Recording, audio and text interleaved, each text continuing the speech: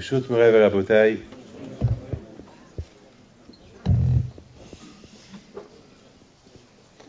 Tout d'abord,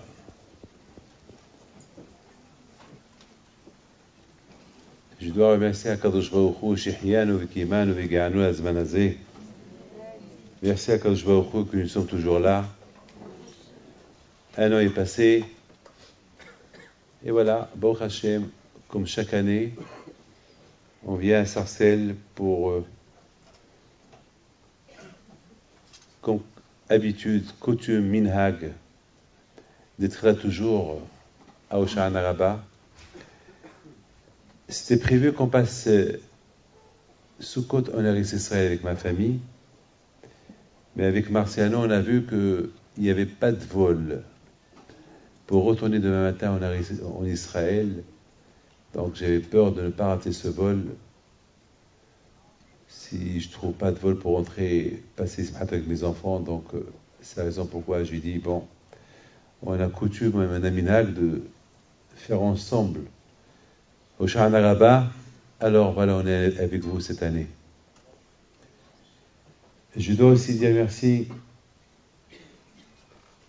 à mes enfants, Rabbi Moshe, Rabbi Yoel et Rabbi Raphaël Pinto, les trois, qui se donnent corps et âme pour la jeunesse. Rabbi Moshe ici à Paris, avec son frère Yoel, et Rabbi Raphaël à Lyon. Qu'Akadosh Baruch Hu leur donne bracha v'atzlacha qu'elle ratson, avant que j'oublie de les bénir, parce qu'après je bénis tout le monde, et j'oublie mes enfants. Donc je commence par eux déjà, pour qu'Akadosh Baruch Hu les aide, pour continuer à diffuser la Torah. Sans oublier aussi Monsieur Zeno, qui vous fait chaque année une belle sérouda. Meilleur Zeno, chaque année, il fait une très belle sérouda après les Sheorim. Et aussi, sans oublier tous ceux qui s'occupent à Otsara Torah, Rabbi Haddad, le comité, les secrétaires et les femmes qui s'occupent de cet endroit kadosh, de nous faciliter ce shiur ce soir. Mes amis, vous savez très bien que ce soir c'est Hoshana Rabbah. Hoshana Rabbah, c'est comme le jour de Kippour. Souvent, j'explique la différence qu'il y a entre Kippour et Hoshana Rabbah. C'est qu'à Hoshana Rabbah, on veille, on ne dort pas, et à Kippour, on ne mange pas. À Kippour, on souffre le fait de ne pas manger, et à Hoshana Rabbah, on souffre le fait de ne pas dormir. Et pour moi, ça va être un peu plus difficile que vous, parce que hier soir, toute la nuit, on a voyagé du Brésil. On est arrivé que ce matin, moi et Marciano. Donc on a eu toute la nuit hier soir, et on va avoir la nuit de ce soir, et plus les 2 nuits qu'on est resté là-bas, lorsqu'on a voyagé, et la nuit qu'on a passé là-bas, tout le décalage horaire de cette semaine, ça veut dire pratiquement une semaine, peut-être avec 10 heures de sommeil pendant toute la semaine. Donc c'est pas facile.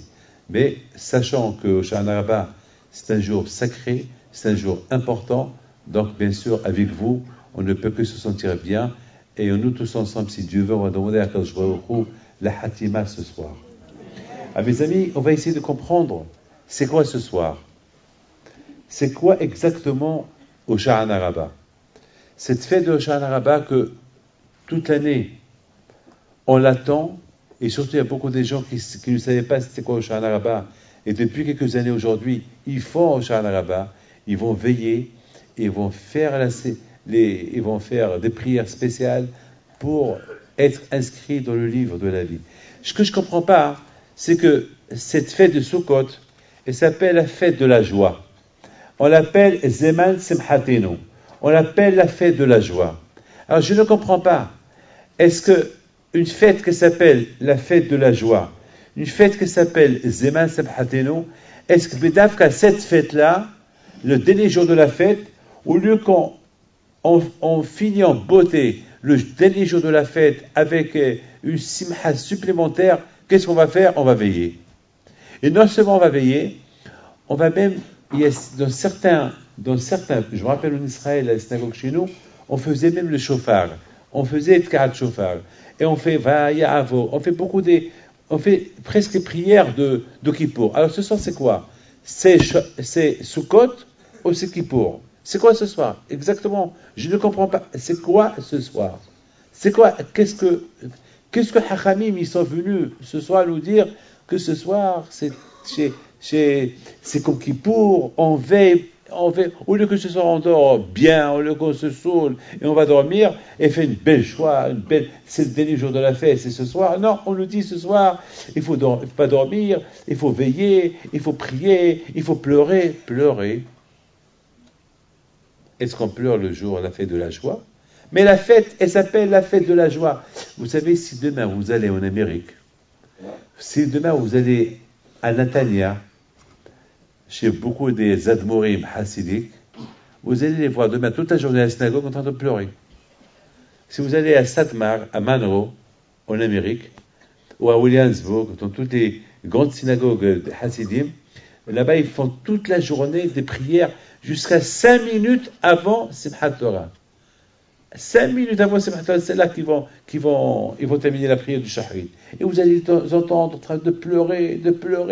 Et Hachem, alors vraiment, c'est quoi ce jour de Hoshana Rabbah? C'est quoi le dernier jour de Simchat Torah? Le dernier jour de Sukkot? Est-ce que c'est un jour de Teshuvah qui s'appelle Kippour, ou c'est un jour de fête? Vous savez que lorsque la Torah est dit, il faut se réjouir 7 jours de la fête, il faut se réjouir 7 jours de la fête. D'après ce que je vois, ce soir-là, il n'y a pas de réjouissement. Ce soir, c'est un peu... D'ailleurs, ce soir, vous allez entendre on va parler sur la Teshuvah. C'est quoi? Qu'est-ce qui se passe ce soir? Voilà ce qu'on va essayer de comprendre. Vous savez, mes amis,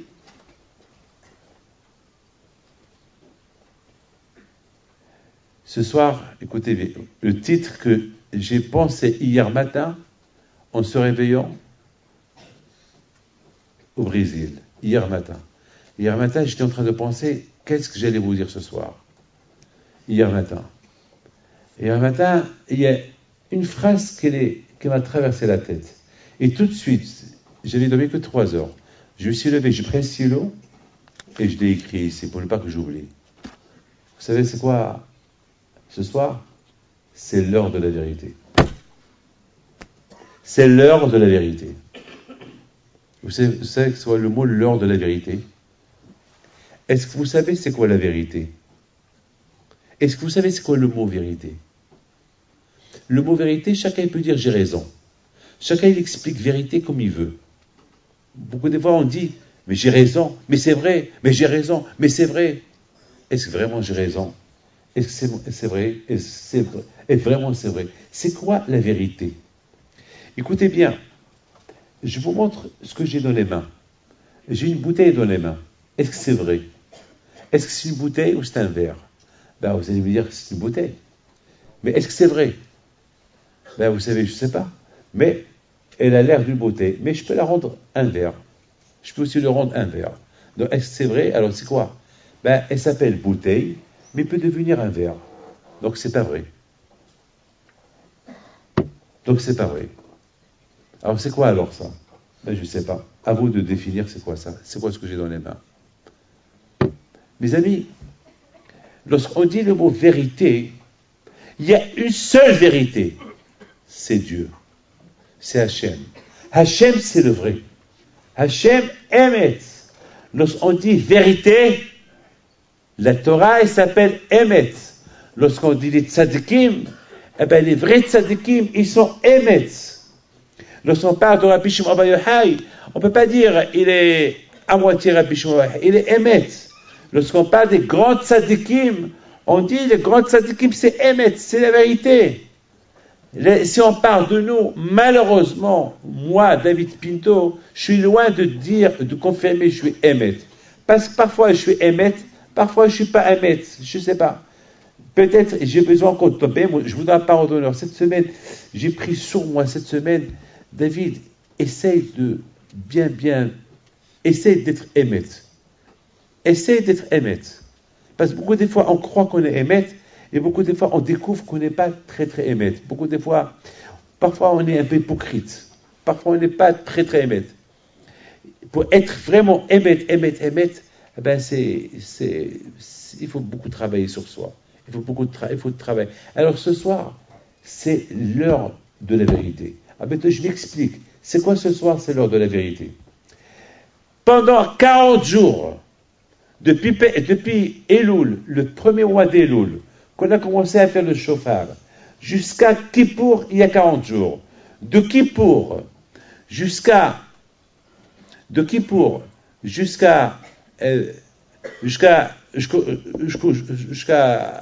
la fête de Sukkot, bon, il y a eu 4 jours de fête de Sukkot.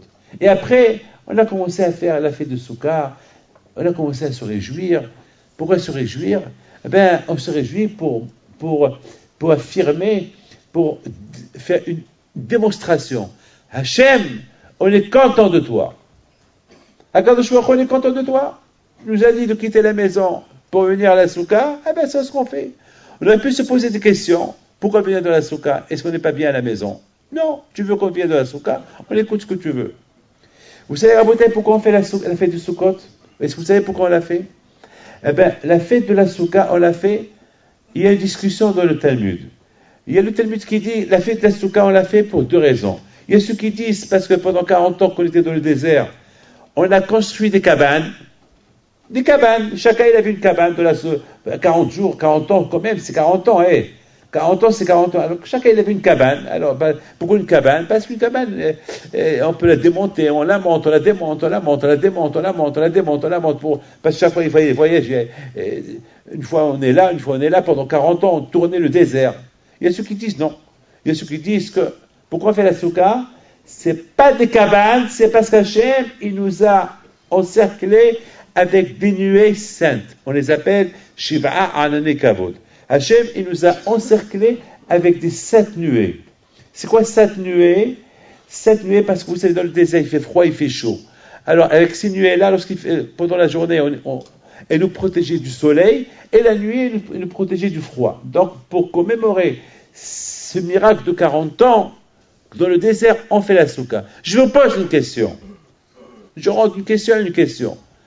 Pourquoi Akadosh Baruch Hu, il a voulu? Pourquoi Akadosh Baruch Hu? Je ne comprends pas. Pourquoi Akadosh Baruch Hu, il veut que nous, on fasse une souka? Pourquoi? Attends, mes parents, ils étaient dans le désert. Pendant 40 ans, ils étaient dans le désert. Pendant 40 ans, Hachem, il les a encerclés avec 7 nuées. Très bien. Ou bien ils ont fait des cabanes. Très bien. Pourquoi moi, je dois faire une cabane? Pourquoi moi, je dois faire une cabane? Quelle est la raison? Eh bien, je peux me rappeler, vous savez, la bataille, beaucoup des fois, on fait des simanim, par exemple, pour se rappeler quelque chose. Par exemple, on sort le chauffard pour se rappeler ce que Hachem, pour se rappeler l'histoire d'Abraham et Yitzhak, le sacrifice de Yitzhak. On sort le chauffard. Le chauffard, c'est des cornes qu'on prend du bélier. On se rappelle, Hachem, souviens-toi que Abraham Avinu, il a pris son fils Yitzhak, il l'a égorgé pour toi. Souviens-toi de ça, Hachem. Par rapport à ça, nous, ces petits-enfants, délivre-nous, protège-nous par rapport à notre père Abraham. Pour une fois, on se rappelle. Très bien, c'est des souvenirs. On rappelle à quand je fais souvenirs. Hachem, je t'en prie, rappelle-toi, nos parents, nous, on n'est rien du tout, mais nos parents qui étaient des grands tzadikim par rapport à eux, fais-nous du service. Mais à Bretagne, il faut savoir une chose. On peut, par exemple, faire une fête et manger en famille. Et quoi? Et on dit, Hachem, on fait cette fête-là pour se rappeler ce que Hachem, il a fait à nos parents, il les a protégés dans le désert avec les nuées, ou bien on va se rappeler les cabanes qu'ils ont construits. C'est tout, un souvenir. Un souvenir. Ou bien je vais construire une petite boîte d'allumettes, je vais faire une petite souka en boîte d'allumettes, et je la mets sur la table en souvenir, voilà. Je me rappelle que mes parents, ils étaient dans le désert, ils ont fait des soukot pour eux. Je ne comprends pas pourquoi nous, à Sarcelles, à Créteil, à Paris, en France, au Maroc, en Algérie, en Tunisie, en Pologne, dans le monde entier, en Israël, on a une obligation de construire une souka. Pourquoi? Pourquoi? Quelle est la raison? Eh bien, la bataille, il faut savoir une chose. La souka, elle nous montre que nous sommes dans ce monde-là uniquement en exil. Dans ce monde, on est de passage. On n'est pas éternel. C'est tout. On n'est pas éternel. Dans ce monde actuel où on vit, c'est un monde qui ne nous appartient pas. C'est un monde qui appartient à Dieu. C'est un monde, voilà, oui, mon père, il est parti. Oui, mon grand-père, il est parti. Oui, mon arrière-grand-père, il est parti. Voilà un ami à moi, de longue date, de 30 ans, que j'ai connu à Lyon. C'est le premier juif que j'ai connu à Lyon. Il m'aimait beaucoup, le pauvre. Avant-hier, il a quitté ce monde. Il y a eu Nishmato chez Rabbi M. Caballo, le pauvre. Il est décédé, le pauvre. Voilà, le pauvre, voilà, il était là, voilà. 30 ans, on dirait 30 ans passés comme ça. 30 ans, je le connais depuis 30 ans. Ouais, il est parti. La vie, elle est comme ça. C'est une vie qui ne nous appartient pas. On a beau vivre, mais elle ne nous appartient pas. Et c'est important pour Hachem, il veut qu'on se rappelle. Vous savez, cette période qu'on vit maintenant, c'est la période que les gens, ils font la moisson, c'est la période que les agriculteurs, ils enlèvent les fruits des arbres, ils les stockent pour les vendre. C'est l'époque de la tvoua, c'est l'époque qu'on stocke le manger, c'est l'époque. Maintenant c'est l'époque. Mais justement, Rabotaï, tout ça, on le laisse. L'arbre, il va rester et nous, on va partir. Les arbres, ils vont rester et nous, on va partir. Il y a des arbres qui ont 150, 200, 300 ans. Il y a une fois quelqu'un qui m'a dit, Rabbi David, ouais, je ne sais pas où c'est cette histoire-là. Vous voyez cet arbre-là que vous voyez là-bas, qu'est-ce qu'il a? Il a 350 ans. Et je dis, toi, quel âge tu as? Quel âge tu as, toi? Il me dit, moi, j'ai 40, 50 ans. Et lui, je dis, tu penses qu'un jour, tu peux vivre comme cet arbre? Voilà, toi, un jour, tu vas crever, et cet arbre-là, il restera toujours là. Et à savoir, ton petit-fils, il va venir, un jour, il va dire, tu sais, cet arbre qu'il a, j'ai là 450 ans. Et on va lui dire, et ton grand-père, il est, où il est? Mon grand-père est déjà parti. Rabotaï, c'est ça la fête de Souka. La fête de Souka, la fête de Hachem dans le désert. Il a voulu, Hakadosh Baruch Hu, dans le désert, écoutez bien ce que je vais vous dire. Est-ce qu'on doit commémorer cette fête? Est-ce que c'est une fête? Parce que nos parents, ils ont vécu dans le désert pendant 40 ans, ils ont fait des cabanes, alors nous aussi on fait une cabane. Alors eux, ils étaient dans le désert, mais pourquoi nous? Justement, il y a une leçon, il y a quelque chose à apprendre de cette cabane. Il y a une leçon à apprendre. C'est quoi? Qu'est-ce qu'il y a à apprendre de cette cabane? On apprend que le bitoul, c'est quoi bitoul? Bitoul, il faut s'annuler. Il faut quitter chez toi. Tu quittes le confort. Tu rentres dans une souka. Tu t'annules. Pour Akadosh Baruch Hu, tu sers Akadosh Baruch Hu avec souffrance. Tu t'annules. Et il faut savoir s'exiler. En général, on n'aime pas s'exiler. En général, on aime rester à côté de la maison. Non, il faut apprendre, quitter la maison pour aller étudier la Torah. Il faut quitter la maison pour aller à un cours de Torah. Il faut quitter la maison pour... Si Hachem il a voulu... C'est ça, pour moi, c'est ça le secret de la Souka. Le secret de la Souka, c'est justement pour comprendre le secret de la Souka, c'est justement, tu veux être un homme, tu veux être super, vraiment, tu veux maîtriser ton Sahara, alors il faut savoir que tu es uniquement touriste dans ce monde. Guerre, Kecholabotaï. C'est tout, comme mon père. Oui, mon père, il est parti. Oui, mon grand-père Rabbi Pito, il est parti. Oui, mon grand-père Ben Pito, il est parti. Oui, le Rabbi Pito le grand, il est parti. Et alors, ils étaient quoi dans ce monde? Dans ce monde, ils étaient uniquement des exilés. Ils étaient quoi? Ils étaient ici uniquement de passage, pas plus. C'est tout. Et c'est ça, Rabotaï, c'est ça la fête de la Souka. La fête de la Souka, elle n'est pas symbolique, c'est une leçon. Une leçon à vie Hachem. Il nous a donné, comme il dit Rabbi Shimon Bar Yochai, il dit à la Shalom, que toutes les mitzvot que Kadosh nous a données, c'est des etzot, c'est des conseils. Kadosh il veut nous donner un conseil. Vous voulez un conseil? Vous voulez bien vivre? Alors, vous voulez vraiment bien vivre? Alors, voilà, je vous donne un conseil. Quel est le conseil? Il faut savoir que vous n'êtes pas éternel dans ce monde-là. Voilà le conseil que je vous donne. Mes amis, écoutez bien ce que je vais vous dire. Tout à l'heure, on a posé une question. C'est quoi ce soir? Est-ce que c'est une fête ou c'est quoi ce soir? Ou c'est un jour de Hajj Shalom, un jour de larmes, de pleurs? Un jour, c'est quoi ce soir? Ça fait partie ce soir, ça fait partie de la fête de Sukkot. Ce soir, c'est l'heure de la vérité. C'est quoi l'heure de la vérité? Maintenant, je veux savoir exactement, Est-ce que toute cette teshuva que j'ai fait depuis le jour de Rosh Chodesh Elul jusqu'à maintenant c'est la fin de la fête, maintenant c'est le dernier jour des fêtes, des 3 fêtes, est-ce que j'ai fait une teshuva ou pas? Est-ce que j'ai raté ma mission ou pas? Est-ce qu'Hachem il m'a donné 1 mois de teshuva, 1 mois de pénitence, 1 mois de prière, une fête de Rosh Hashanah, une fête de Kippour, et après il m'a donné une fête de joie. Très bien, la fête de joie, super, je suis content, c'est la joie. Attends, mais avant la fête de la joie, avant la fête de Sukkot, c'était quoi? Kippour. Est-ce que tu as fait Kippour? Est-ce que tu as fait Rosh Hashanah? Est-ce que tu as senti Rosh Hashanah? Ben voilà, Rabotai, c'est ça, Rabotai, la fête. C'est ça ce soir. Ce soir, c'est la nuit de la récupération. On peut récupérer le temps perdu. Est-ce qu'on peut récupérer? Est-ce qu'il n'y a rien à récupérer? Est-ce que ça veut dire que ce soir, c'est l'autre? Ce soir, je réfléchis. Je ne dors pas ce soir. Ce soir, je ne dors pas. Pourquoi? Je fais un bilan de conscience. Qu'est-ce que j'ai fait depuis Rosh Hashanah jusqu'à maintenant? Elul, qu'est-ce que j'ai fait? Et j'ai fait des choses. Et vraiment, j'ai fait des choses.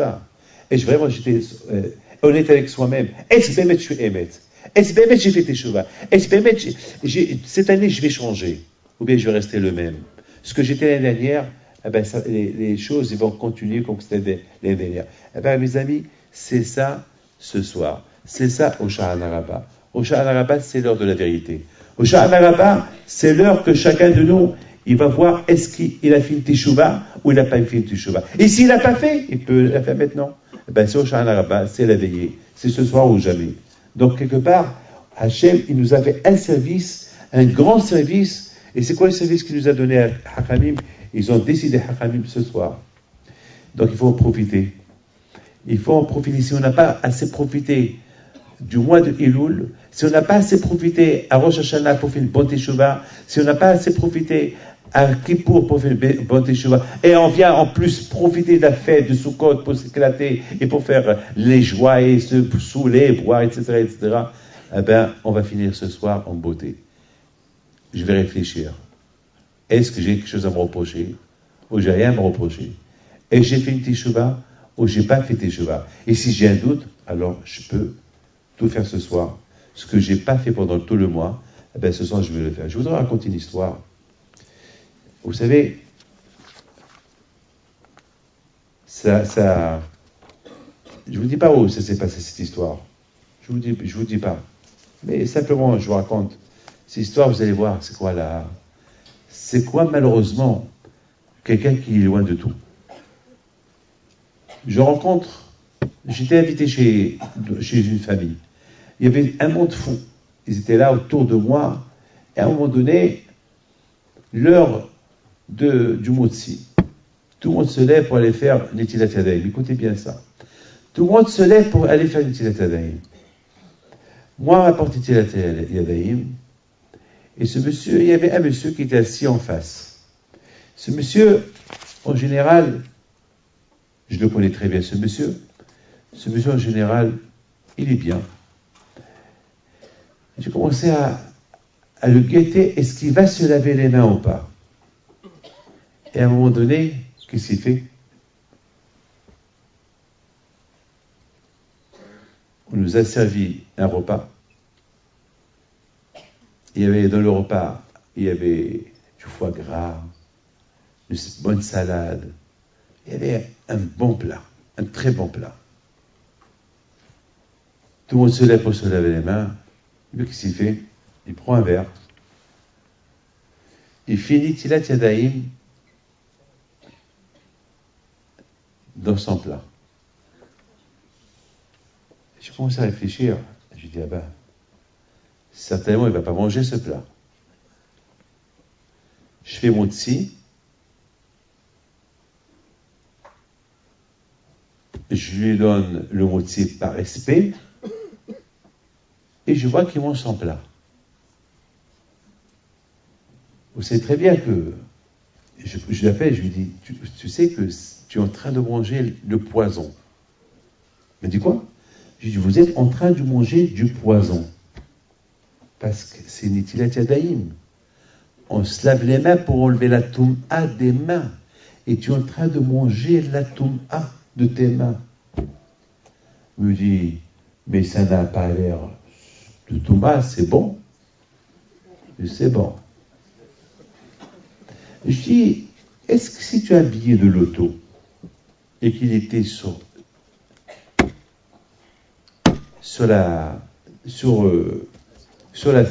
dans l'assiette, tu vas te laver les mains sur le billet de loto gagnant? Il me dit non. Je dis non. Et là, ce que tu es en train de manger, c'est la bracha. Tu as fait une bracha. Tu es en train de t'empoisonner, tu es en train de déchirer ton loto avec tes propres mains. Tu ne vas pas risquer ta vie, tu risques ta vie pour faire des affaires. Tu vas en Chine. Tu prends des avions privés pour aller en Chine, pour faire des affaires. Et même lorsque on t'annonce que on t'annonce qu'il y a des tempêtes dans l'air, tu vas quand même prendre l'avion parce que tu risques ta vie pour les affaires. Et là, tu risques ta vie en mangeant. Je ne comprends pas ce que tu es en train de faire. Vous savez, il a commencé à me regarder. On dirait qu'il voulait rigoler. D'un côté, c'est un monsieur qui met sa vie en danger pour apporter de l'argent, pour gagner de l'argent. De l'autre côté, il est en train de mettre sa vie spirituelle en danger, même si ça cana pour lui. De manger son propre eau de Nitiat Adaïm, c'est même dangereux. J'ai rien compris. Je vous donne la parole, j'ai rien compris. J'ai rien compris. Rien compris. Comment l'homme il peut être comme ça? Comment l'homme il peut être froid? C'est un monsieur qui m'aime uniquement pour une seule raison, gagner de l'argent. Il veut toujours des conseils, quoi acheter, quoi ne pas acheter. Et je lui dis, c'est ce qui t'intéresse, l'argent. C'est tout ce qui t'intéresse. Le reste du monde, le reste de Hachem, il ne t'intéresse pas. Et puis je lui ai posé une question.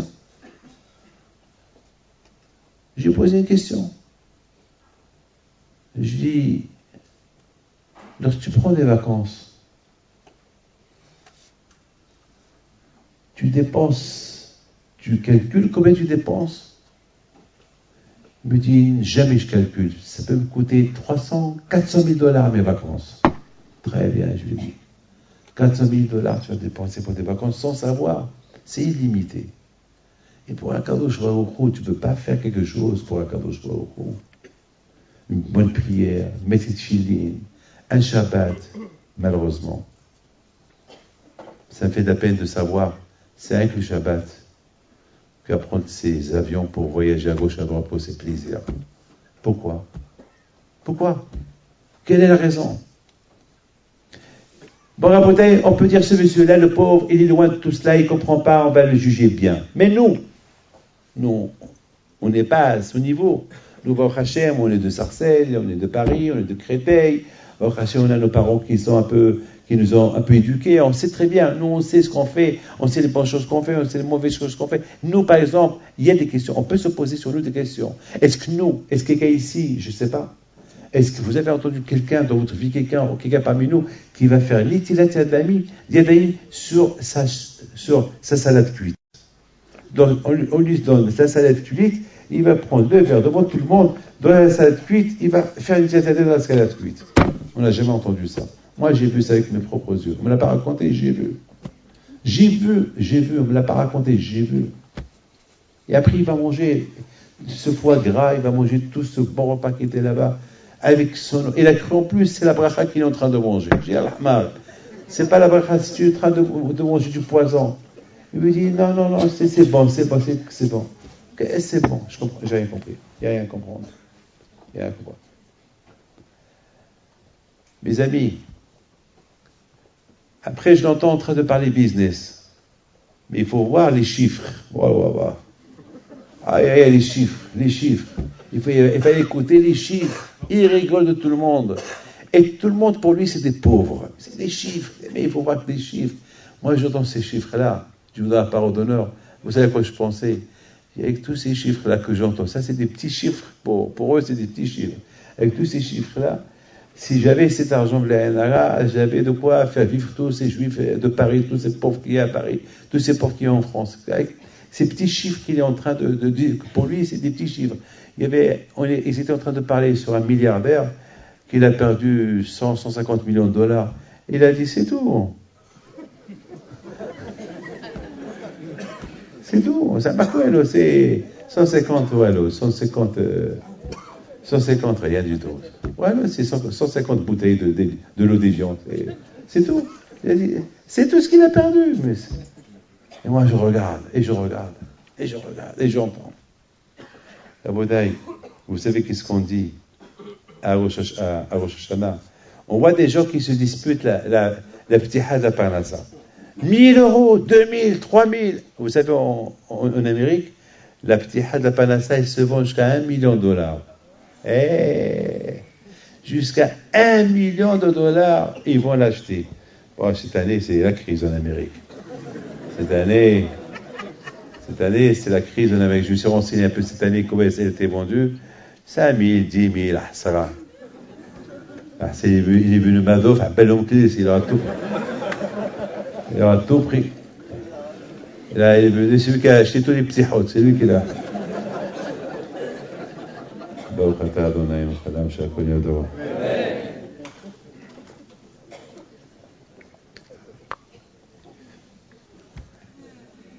Mes amis, écoutez très bien. Il faut savoir une chose, que lorsque ces gens, ils achètent un petit ha, ils croient qu'ils achètent une banque. Ah oui, je vous donne un pardonneur. Ils croient qu'ils achètent une banque. Ils croient que cette ouverture, c'est la banque, c'est le coffre qu'ils sont en train d'ouvrir. Ils croient qu'ils vont trouver de l'or. Ils croient qu'ils vont trouver là-bas de l'argent. Et qu'est-ce qu'ils trouvent? Qu'est-ce qu'ils trouvent? La Torah. Quelle surprise. Il croit trouver de l'argent, il croit que voilà, il connaît le code là, avec Mishberach qu'on lui fait. Le Mishberach, ça fait, il croit qu'il va ouvrir le Echad, il croit qu'il va trouver le coffre, il croit qu'il va trouver l'argent. Et qu'est-ce qu'il trouve? La Torah. Est-ce qu'il a compris la leçon ou pas? Et ce monsieur a compris la leçon ou pas? Lorsqu'il a ouvert, il trouve qu'il y a la Torah. Mais est-ce qu'il a compris la leçon? Tu demandes l'argent d'Akadosh Baruch Hu, il te donne à la place la Torah. Et qu'est-ce qu'il pense dans sa tête? L'argent. Dans sa tête, il pense toujours l'argent. Et qu'est-ce qu'on lui dit après?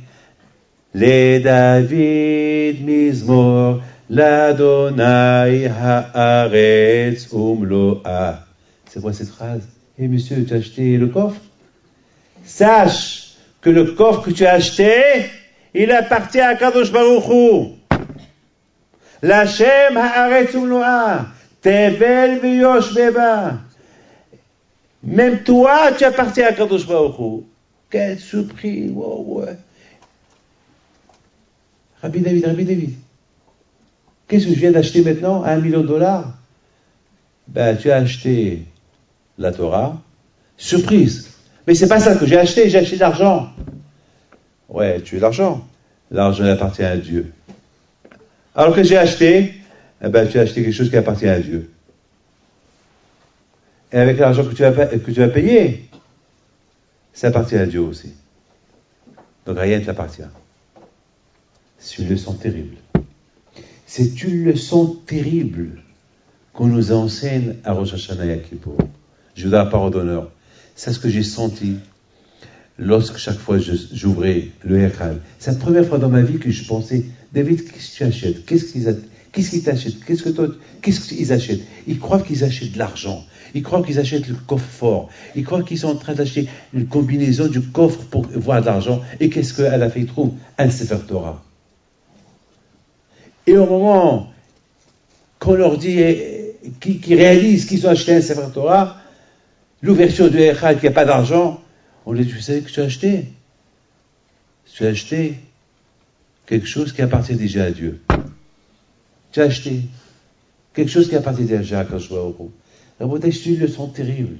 C'est une leçon terrible. Il faut savoir, Rabotai, que chacun de nous, il doit savoir, lorsqu'il vient de voir Kadosh Baruch Hu, le jour de Kippour, de Rosh Hashanah, il doit savoir, c'est vrai, on demande à Kadosh Baruch Hu le parnassa, c'est vrai, on a besoin d'argent, oui, à Kadosh Baruch Hu.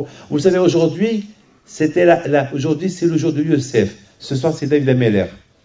Mais ce matin, c'était quoi? Yosef. Vous savez qu'on a 7 invités d'honneur de la Souka. On a 7 invités. Le premier jour, c'est Abraham, après c'est Yitzhak, après c'est Jacob, après c'est Moshe, après c'est qui? C'est Aaron, et après c'est qui? Après c'est qui? Yosef. Yosef. Et le jour de Yosef, c'est une ségoula de demander la parnassa à Kadosh Baruch Hu. Parce que c'est écrit, Ve Yosef hu ha-mashvir. Yosef, c'est lui qui a fait vivre tous ces centaines de millions de gens pendant les 7 ans de famine. Donc c'est une ségoula de demander à Kadosh Baruch Hu Hashem, Bisrot Yosef, donne-moi la parnassa. C'est vrai, il faut demander la parnassa. Oui, il faut demander, on a besoin de la parnassa. Pour être juif, il faut être riche. Pour être juif, c'est pas facile. Il faut être juif, du matin au soir, on est sollicité, l'argent, les tfilines, les shabbats, et les fêtes. C'est dur d'être juif. Il faut être riche. Il faut être très riche pour être juif. C'est pas facile d'être juif. Et chaque juif, il veut être prince chez lui à la maison. On veut tout à la maison. Donc on a besoin d'un parnassa, un mitzvah, un mariage. On a besoin d'argent. Mais c'est bien. C'est vrai, on a besoin d'argent, on doit demander à Kadosh Baruch Hu, mais il faut savoir une chose, que même si tu demandes à Kadosh Baruch Hu et à Kadosh Baruch Hu te donne, sache que c'est en dépôt. C'est en dépôt. Tout ce que Hachem te donne, c'est en dépôt. Rien ne t'appartient. Il n'y a rien qui t'appartient. Tout est en dépôt. Voilà, mets ça dans la tête. Rien qui nous appartient. C'est vers la bouteille. Il y a quelque temps, j'étais en train de donner un cours de Torah, et j'ai vu que tout le monde s'endormait. Les gens, ils étaient fatigués. Et moi, j'ai horreur. Celui qui dort, j'ai envie de jeter sur lui. Alors moi, j'ai horreur. Alors je parle, je veux que... Et là, c'était pas un ou deux. Je vois que tout le monde... Tout le monde... On dirait que tout le monde, ils étaient, je sais pas d'où ils sont venus. Là, ils startent عليهم. تيبول عليهم. La terre des mains, on dirait l'époque du Homer, ils avaient sommeil. À un moment donné, je leur ai dit, qui veut gagner au loto? Qui veut gagner au loto? Dès que j'ai dit qui veut gagner au loto, tu vois tout le monde qui se réveille, tout le monde qui ouvre ses yeux, et tout le monde chacun regarde l'autre. Et qu'est-ce qu'il a dit? Qu'est-ce qu'il a dit? Est-ce qu'il a déjà dit un numéro? Est-ce qu'il s'est réveillé pendant que j'étais en train de dire un numéro? Quel numéro il a dit? Et j'entendais, qu'est-ce qu'il a dit? Qu'est-ce qu'il a dit? Alors j'aurais dit à l'oreille, prenez un stylo. Alors ils savent que je rigole pas. Prenez un stylo. J'avais écrivé 0, 0, 0, 0, 0, 0. Et le truc complémentaire, un autre 0. Voilà votre loto. Ça, ce que vous méritez, je l'aurais dit. Vous ne méritez que des zéros. Allez. Là, ils ont compris. Ils ont compris. Rabotai, je vous pose une question. Ce soir, sur Shana Rabba, est-ce qu'on n'a pas des zéros? Est-ce qu'on n'a pas récolté que des zéros? Depuis le mois des Loul, et Rosh Hashanah et Kippour, c'est pas des zéros qu'on a récoltés. Et on profite de Dieu pendant la fête de Sukkot. Vous savez qui doit se réjouir? Celui qui doit se réjouir, c'est celui qui se sent léger. Celui qui a fait une bonne fête de Rosh Hashanah et Kippour. Lui, on peut lui dire, toi, réjouis-toi. Mais est-ce que nous, on mérite de se réjouir à Rosh Hashanah, à Sukkot? Est-ce qu'on n'a pas récolté que des zéros dans notre prière? On a demandé que des bêtises à Dieu. Au lieu qu'on demande des choses importantes à Dieu, qu'est-ce qu'on demande? Que des bêtises et des bêtises. C'est pas des zéros qu'on a récoltés peut-être. Eh bien, Rabotai, ce soir, c'est le soir de la vérité. Ce soir, c'est le soir Chacun de nous, il va réfléchir, qu'est-ce que j'ai fait? Si j'ai raté mon goal, si j'ai raté ma mission, ce que Hachem veut de moi, je peux récupérer ce soir. On nous a donné une chance ce soir. Ce qu'on appelle la récupération, on peut récupérer ce soir. Et c'est la raison pourquoi Bedafka, justement, le jour de la Simha, la fête de la Simha, quand je vais au Khou, il a de la peine pour nous. Il a de la peine. Vous savez que je vais vous dire,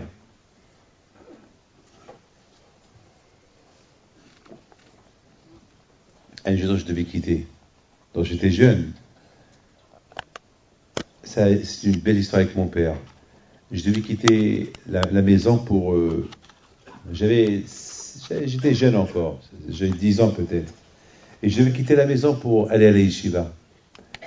Et j'entendais mon père et ma mère qui discutaient ensemble.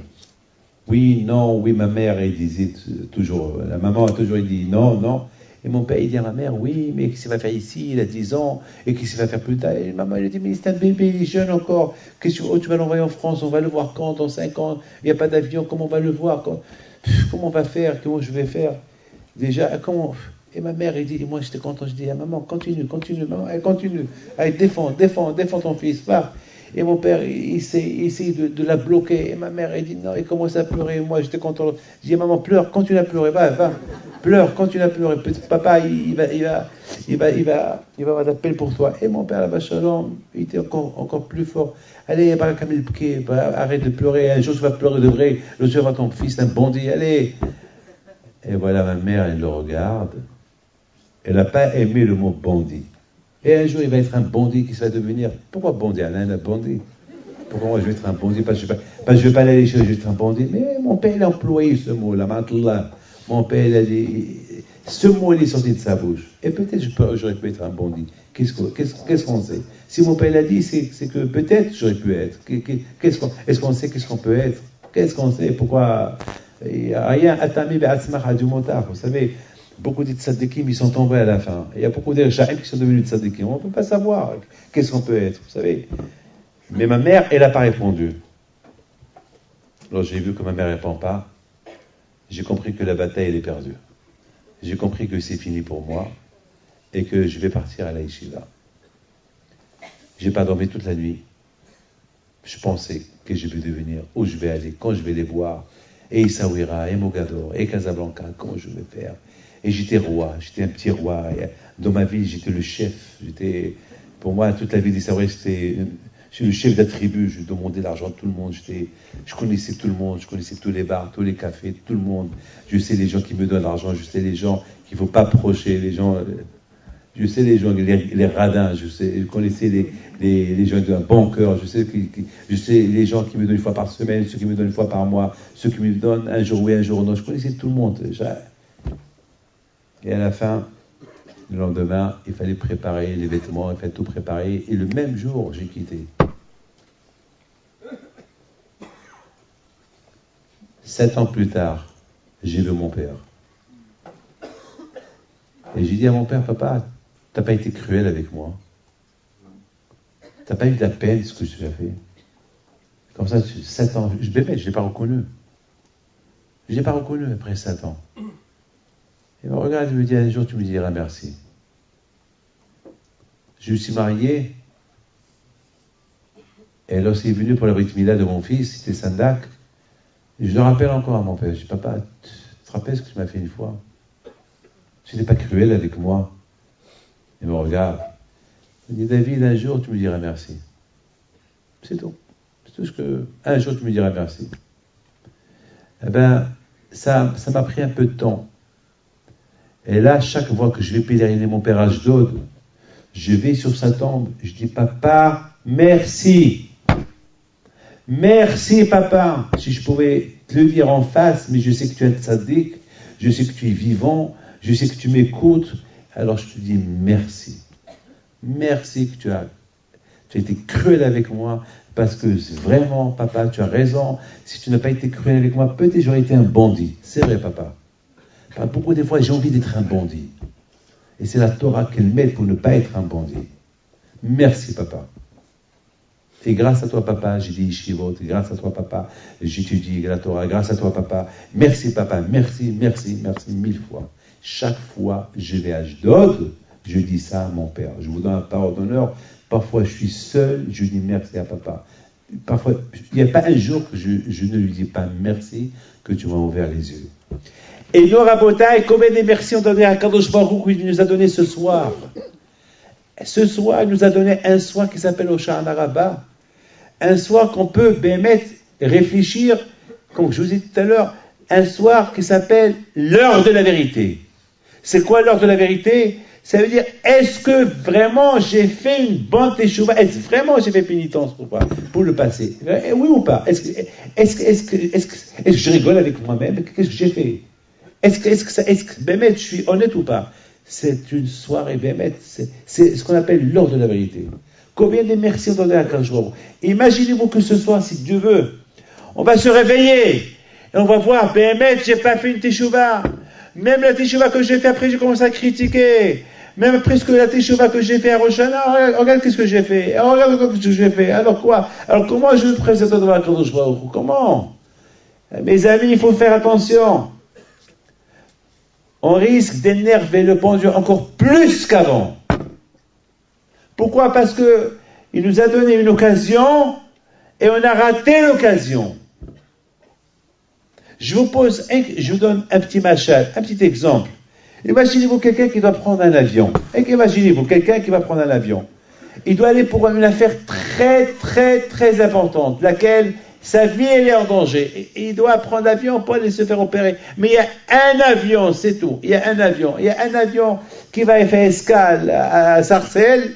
Et après, c'est tout. Il n'y a pas d'avion en France. Il y a un seul avion qui va venir Manapnei. Il va venir d'Australie, il va partir quelque part, et il va s'arrêter. Et qu'est-ce qui va se passer? Je vais aller me reposer. Et pendant que je me repose, on me réveille. On me dit, réveille-toi, il y a l'avion qui arrive. Alors j'ai sommeil, réveille-toi. S'il rate, c'est une fois qu'il se réveille vraiment, il court à l'aéroport et lui dire, mais c'est il est parti l'avion. C'est fini pour lui. Il n'y a pas d'opération. Il va crever d'un jour à l'autre. C'est fini pour lui, c'est fini. Il a raté son occasion. La bouteille, on a encore ce soir, il ne faut pas qu'on la rate. Bien sûr, c'est la raison pourquoi ce soir, on fait les Oshanot, on fait des prières spéciales. Ma grand-mère, Zechrona Livracha, que Dieu repose sur mon pays, je me rappelle, j'étais jeune, elle sortait, je vous donne la parole d'honneur, elle sortait. Elle allait au balcon et toute la nuit, elle voyait le ciel. Et je me rappelle que je posais des questions. Mamie, pourquoi tu as... Elle me disait en arabe, Hatlila, ce soir, les portes du ciel, ils s'ouvrent. Comme ça, Bémet. D'ailleurs, ce soir, les portes du ciel, ils s'ouvrent. D'ailleurs, on dit que c'est une ségoula qui a les éclairs. On dit que c'est une ségoula que lorsque ce soir, mais il ne faut pas qu'il y ait la pluie. Lorsqu'il y a des éclairs, c'est une ségoula. Pourquoi? Parce que on voit c'est pas parce que les éclairs, c'est les portes du ciel qui s'ouvrent, mais on dit c'est une ségoula de voir les éclairs. Et je me rappelle une fois la Emouna, la Tmimout des Marocains. Je me rappelle, j'étais jeune. Il y avait une femme qui est venue et il disait à tout le monde, j'ai vu le ciel, j'ai vu le bon Dieu. Le bon Dieu, quel bon Dieu tu as vu? Quel bon Dieu tu as vu? Il y avait les éclairs, elle a cru que le ciel était là. Mais c'est vrai, la Emouna Tmima qu'elle a. Elle a dit, elle avait le bon Dieu. D'accord, les éclairs, tu les as vus. Disons, les portes du ciel, mais pas le bon Dieu. Attends, le bon Dieu pour ça, mais c'est ça, Emouna. C'est Emouna, elle a vu. Bien sûr, on ne peut pas le voir, mais elle est l'Emouna, c'est la foi. C'est l'Emouna Rabotai. Rabotai, pendant 40 ans, Am Israël dans le désert, ils ont tourné le désert pendant 40 ans. Pendant 40 ans de souffrance, 40 ans de misère, 40 ans à vivre avec les animaux, les scorpions. D'après la Kabbalah, il y avait des bêtes sauvages, des grosses bêtes, il y avait même des démons, la Klippa, la Tum'a, surtout lorsqu'ils ont traversé le Midbar Shur, où il y avait beaucoup, beaucoup de dangers. Le désert, entouré des ennemis dans le désert. Et les ennemis, ils voulaient en finir avec ce peuple qui est sorti de l'Égypte, ce peuple qui se croit le peuple choisi. Pendant 40 ans de souffrance. Et pendant 40 ans, Akadosh Baruch Hu les a protégés. C'est quoi la leçon qu'on doit retenir? Si on peut vivre 40 ans dans la souffrance, 40 ans dans le désert, 40 ans entouré des ennemis, 40 ans où il y a des scorpions et des serpents, 40 ans, si Hachem les a protégés, bien sûr, c'est une leçon pour les générations à venir, que Am Israël, là où ils sont, qu'ils sont en exil, où ils sont chez eux, ou là où ils seront protégés. Et c'est la raison pourquoi on fait la souka.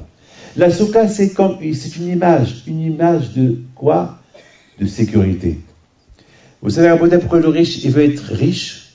Vous savez pourquoi? Parce que dans sa tête, l'argent, c'est sa sécurité.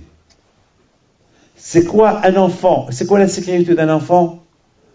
Lorsqu'il voit son père et sa mère. Dès qu'il voit son père et sa mère, il se sent en sécurité. Même s'il n'y a pas de manger à la maison. Pour lui, son père et sa mère, c'est la sécurité. C'est quoi, nous, notre sécurité? La Torah. Notre sécurité, c'est la Torah. La Torah Magina Matsuli. Notre sécurité, c'est la Torah. C'est ça. Notre sécurité, c'est la Torah. Lorsqu'il y a la Torah, on se sent en sécurité. On se sent bien. Vous savez, la bouteille, hier soir, j'ai dit ça tout à l'heure à table. Lorsqu'hier soir, je venais du Brésil, et on a survolé là où il y avait l'avion Air France qui est tombé.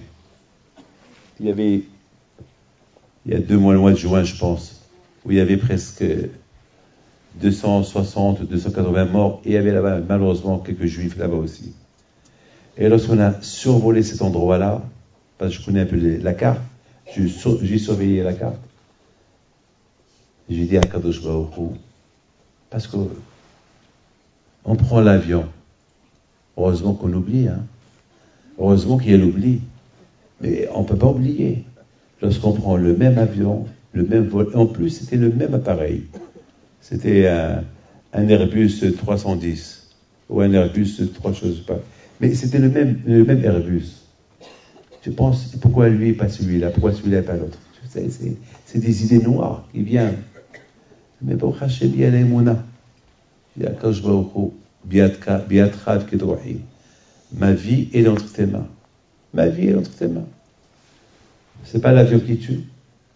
Ça peut arriver n'importe où. Tu peux marcher dans la rue et un câble électrique peut tomber. Hasbi shalom. Hasbi shalom. Tout peut arriver. On ne peut pas savoir ce qui peut arriver. On ne peut pas savoir. Toute la vie est entre les mains de Dieu. Notre vie à nous, c'est pas entre les mains du pilote. C'est pas entre les mains de l'avion. C'est Hachem qui décide. Et si Hachem le rend de pilote fou, il le rend fou.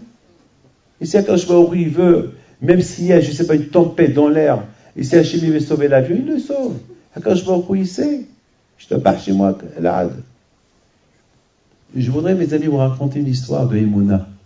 Une histoire d'Emouna. Et je veux que vous l'écoutez, cette histoire de Emouna. Combien vous allez apprendre. Et c'est ça la fête. La fête de Sukkot, c'est la fête de l'Emouna. On a l'Emouna à Kadosh Baruch Hu. J'ai la foi en Dieu, c'est tout. On l'appelle Tzila Dimeh Minuta. Tzila. C'est quoi Tzila? Tzila, c'est Tsel. C'est quoi Tsel? Tsel, c'est l'ombre. L'ombre, c'est quoi? C'est la mort. Vous savez que dans la Kabbalah, qu'est-ce qu'on dit? Vous savez quoi? Qu'est-ce qu'on dit dans la Kabbalah?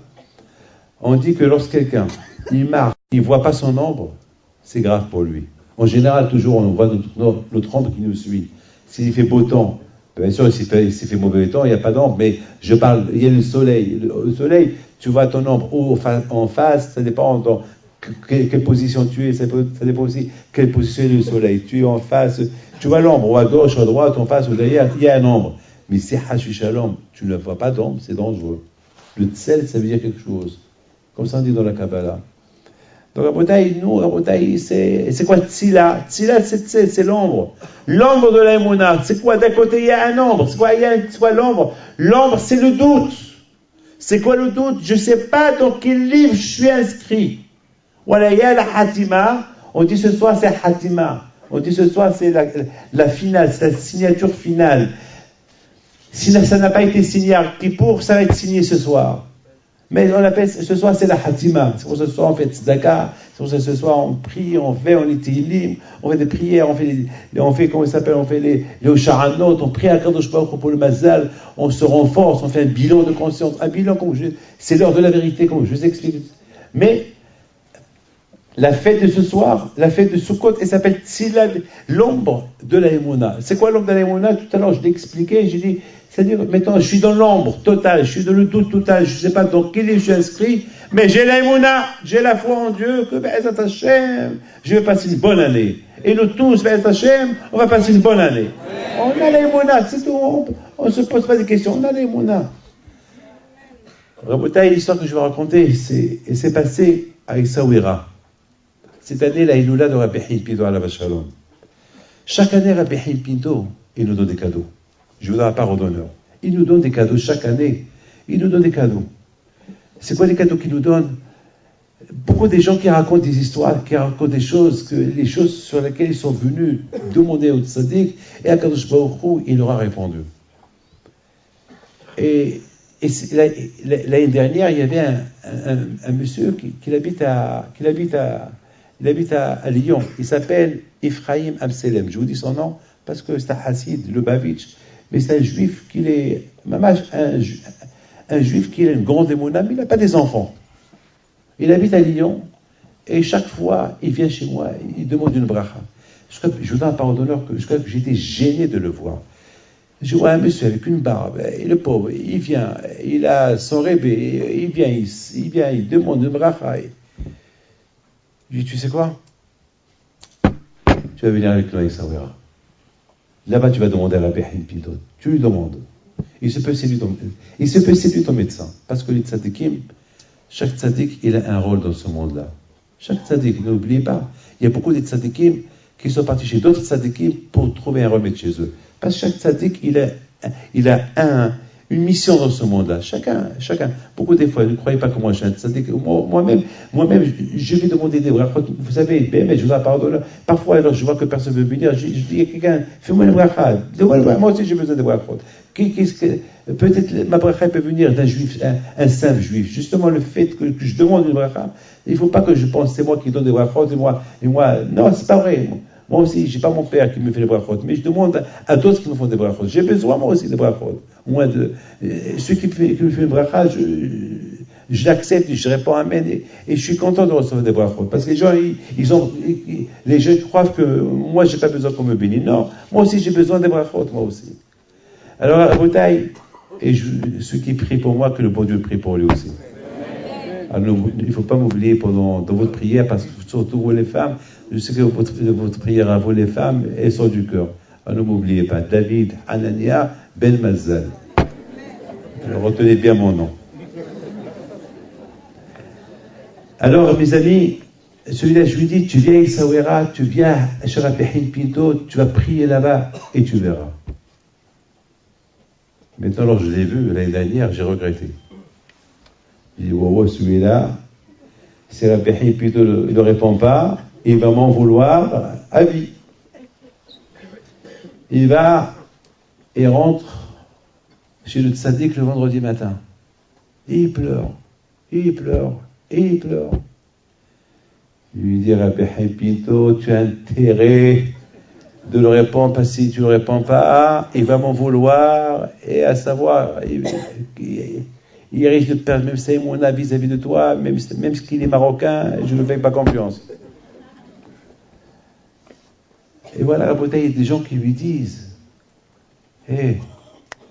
puisque tu pleures, allonge-toi sur le kéver de Rabbi Haïm Pinto, allonge-toi, et pleure, et crie. Et il s'allonge, je crois qu'Allah, il est bien ma'amar. Il s'allonge, et j'ai peur qu'il perde sa connaissance là-bas, qu'il va le lever. Et finalement, Rabotaï, il se lève, il était là content, on voyait qu'il était soulagé. Et les gens qui étaient avec lui ont dit, si Dieu veut, l'année prochaine, tu viendras nous annoncer que tu as des enfants. Il sort, c'était vendredi matin. Il sort, c'est l'histoire qu'il m'a racontée avant-hier. Il me l'a raconté lundi matin. Il sort, Il y a un monsieur qui l'arrête. Il dit, hey, monsieur Mselem, Yeshua, monsieur Rabbi. Ephraim. Oui.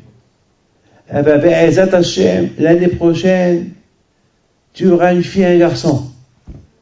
Et tu viendras avec une fille et un garçon. Il lui a dit, il lui a parlé en arabe. Il a dit, va prier, ne me pose pas de questions. Va prier. Il ne me regarde pas.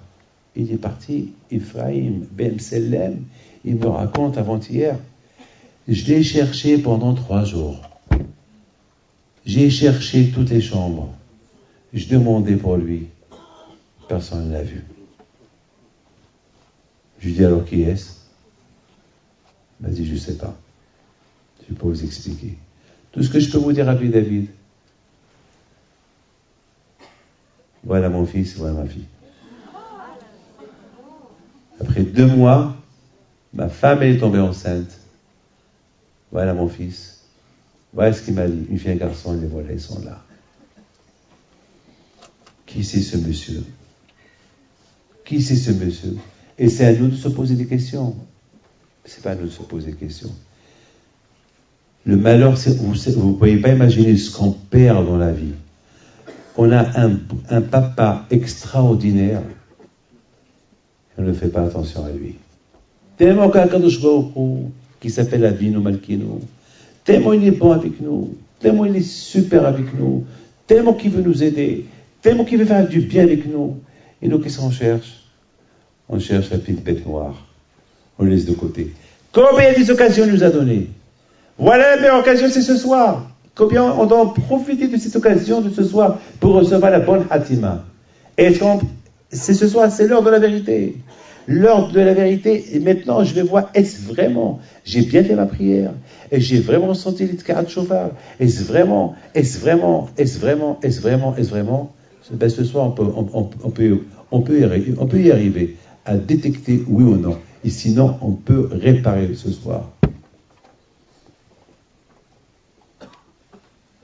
Tellement qu'Akadosh Baruch Hu, il peut faire des choses au-delà de la nature. C'est la raison pourquoi, mes amis, je voudrais vous raconter combien de bons souvenirs j'ai de mon père, Alav Shalom. Combien j'aime parler de mon père. Parce que tout ce que je fais, c'est grâce à lui. Alors, j'ai une obligation, toujours vous rappeler. Mais je vous pose une question. Alors, écoutez bien la question que je vous pose.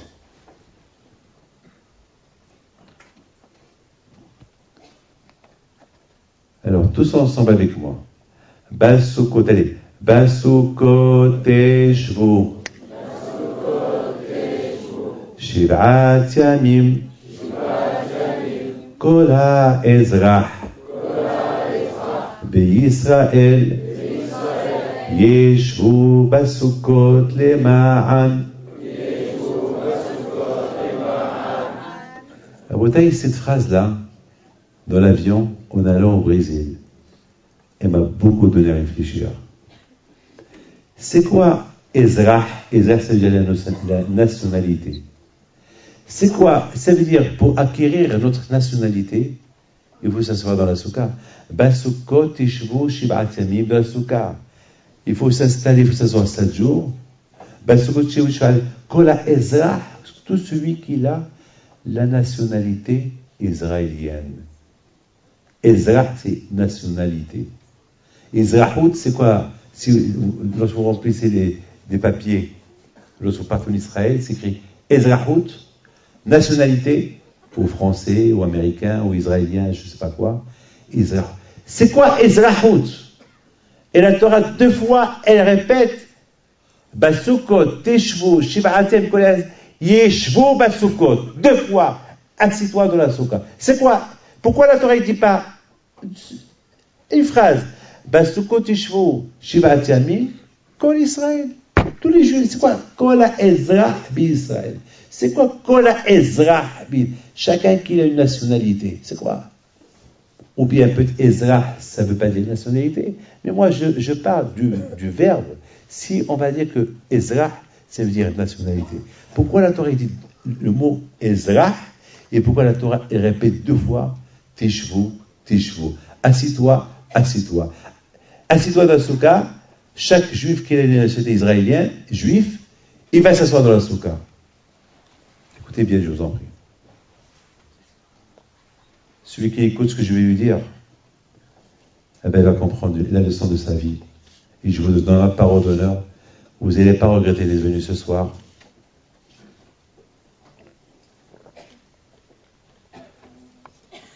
Et vous allez me dire merci. Et vous allez me bénir. Je prends au hasard quelqu'un. Voilà, je vais vous voir, les Aïnara, vous êtes nombreux. Max et Anon. Levez-vous. Ouais, mais je veux du sérieux. Je vous en prie, je veux du sérieux. Vous êtes de quelle nationalité? Vous êtes français. Cette nationalité, elle va durer combien de temps? Tant que vous êtes en France. Admettons que vous quittez la France pour aller un jour là où vous voulez aller. Vous pouvez toujours garder votre nationalité et avoir 2 nationalités. Il y a ceux qui ont 3. Il y a ceux qui ont 4 nationalités. Ça veut dire que dans ce monde-là, on peut avoir beaucoup de nationalités. Moi, je suis marocain, je suis français. Et si je veux être israélien, je peux devenir israélien. Et si j'habite en Amérique, je peux avoir 4 nationalités. C'est quoi la vraie nationalité? La vraie nationalité, c'est pas dans ce monde-là. Parce que dans ce monde-là, on peut perdre notre nationalité. D'ailleurs, votre sœur, vous m'avez dit que votre sœur, qu'elle est française, elle n'a pas encore eu sa nationalité. Elle a presque perdu, on ne sait pas. Elle a perdu. Ça veut dire que demain, je peux faire une bêtise, je peux perdre ma nationalité française. Mes amis, la vraie nationalité, c'est lorsque on a le zéro d'être à Olam Haba.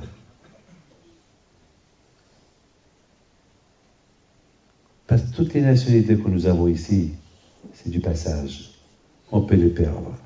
C'est une nationalité qui ne s'appelle pas une vraie nationalité. Parce qu'on n'est pas éternel. La vraie vie, c'est après 120 ans. Et ce que Hachem veut de nous, c'est qu'on doit acquérir dans ce monde-là la vraie nationalité de Gan Eden, de Olam Haba. Basukot teshvu shiv'at yamim. Ce monde-là, il s'appelle une souka. Ce monde-là, on est là de passage. Ce monde, on quitte de la maison, on rentre dans un autre monde qui s'appelle souka. Sachez, uniquement quelqu'un qui se comporte dans ce monde-là, qu'il est uniquement étranger dans ce monde-là, c'est lui qu'un jour, il aura la vraie nationalité à Gan Eden. Mais celui qui cherche une nationalité dans ce monde-là, celui qui cherche vivre bien, vivre, chercher l'argent, et s'installer dans ce monde-là, on va lui dire, monsieur, tu lâches la vraie nationalité pour une nationalité de passage, qu'un jour, un homme qui est mort, est-ce qu'il a une nationalité? Un homme qui est enterré, est-ce qu'il a une nationalité? Il n'a plus de nationalité. Il a perdu, d'ailleurs, dans comment ça s'appelle, dans la mairie, dans l'état civil, on cache, on tamponne. Il n'a plus de nationalité. C'est fini pour lui. Un mort, c'est un mort. Un vivant, il peut se présenter avec un pote. Mais un mort, ce qu'il a besoin. Est-ce que je vais aller demain à la mairie, je vais dire, je vais faire passer pour mon père. Ton père?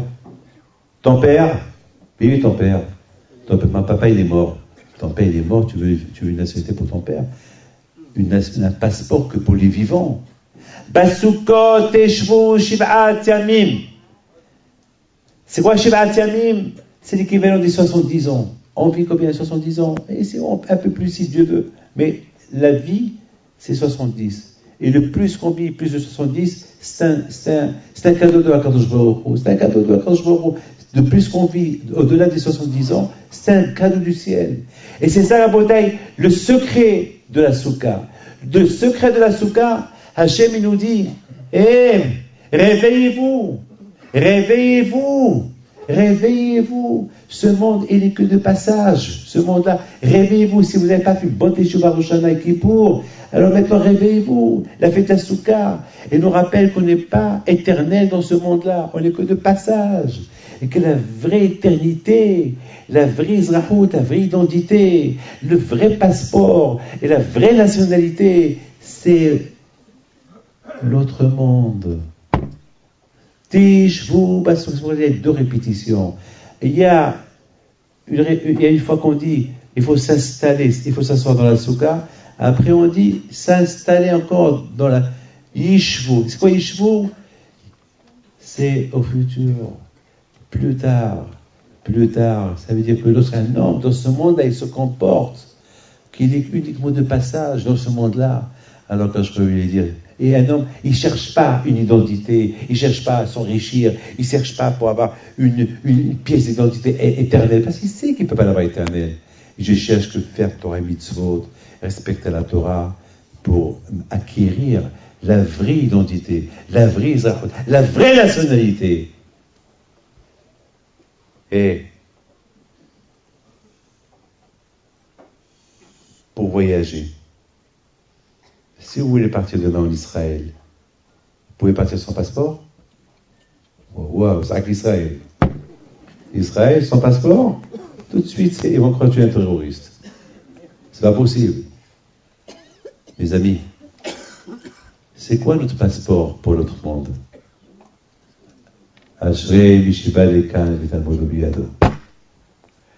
On veut aller au Maroc, on passe la douane, il faut une pièce d'identité ou un passeport.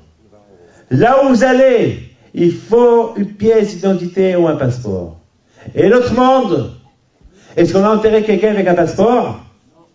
Non, alors quoi? Comment il va se présenter là-haut? Et l'autre monde, c'est loin, très très loin. Ashrei Mishiba Lekan, heureux celui qui vient de l'autre monde et qui a un livre de Torah dans ses mains. Le livre de Torah, c'est ça son passeport. C'est ça son passeport. Basukot Ishvu Shiv'at Yamim Kol Ezrach B'Israël. Tu veux avoir une vraie pièce d'identité pour l'autre monde. Alors considère-toi dans ce monde-là de passage. Là, tu vas acquérir une vraie pièce d'identité pour l'autre monde. Basukot Ishvu Shiv'at. Basukot Ishvu Shiv'at Yamim Kol Ezrach Yishvu Basukot. Tu fais ça, tu auras le mérite de s'asseoir dans la vraie souka qui s'appelle dans l'autre monde. Vous savez que dans l'autre monde, là-bas aussi, il y a des soukot. Chaque tzaddik, il a un souka. Chaque tzaddik, il a une souka dans l'autre monde. La souka, c'est la yeshiva. La souka, c'est un lieu de Torah. C'est ça la beauté. On termine cette fête de Sukkot en beauté. On la termine. Si on a raté la raison de la souka, on a raté l'heure depuis le mois depuis Elul jusqu'à maintenant, on a quelques heures qui restent de réparation. On peut rattraper tout le temps perdu. Mes amis, j'ai encore un quart d'heure, après on termine.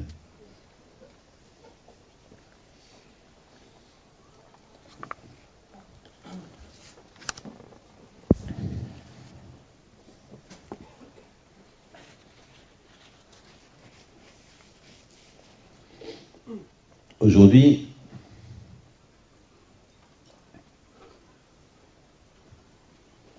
tout le monde se pose des questions.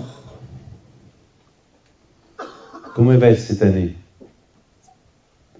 Et toujours on peut savoir comment il va être cette année par rapport à comment il s'est terminé l'année dernière. Est-ce que ça va être une suite ou un arrêt ou une nouvelle année, quoi? Une seule chose je sais. Il y a un grand tzaddik en Israël, le Admo de l'Elovar de Shalom, un grand tzaddik. Il y a la veille de Kippour, après qu'il a fait Konidré, il rentre chez lui, il vient son secrétaire pour lui apporter le kili pour se laver les mains, il lui fait il fait c'est pas la peine. Il lui dit, dis-moi, Qu'est-ce qu'ils font les tzadikim pour annuler les gezerot sur le monde? Il lui dit, les tzadikim, il prie. Il lui dit, c'est vrai, est-ce qu'il y a eu des tzadikim qui sont morts à Kippour? Je dis oui, il y a eu tel et tel, et tel et tel, et tel et tel, et tel et tel. Et tu sais que les tzadikim, ils aiment mourir seuls. Parce que s'ils meurent seuls, ils ne sont pas perturbés par les cris. Lorsque un tzadik meurt devant tout le monde qui crie. Je lui dis, pourquoi tu parles comme ça? Il dit, non. C'est là que je lui dis, sors. Il sort, il réfléchit. 2 minutes de réflexion. Qu'est-ce qu'il veut dire, ce tzaddik-là? Les tzadikim, ils aiment mourir seuls. Il n'a pas voulu que je lui apporte le verre pour faire du tila le matin. Et il demande des questions. Qui est mort à Kippour? Il rentre dans la chambre. Dès qu'il rentre, il le trouve qu'il est mort. Un grand tzaddik. Un grand tzaddik qui quitte ce monde la veille de Kippour, pas la veille, pendant Kippour, c'est qu'il y avait une gezerah sur le monde, et par sa mort, il a dû l'annuler, certainement il a dû l'annuler.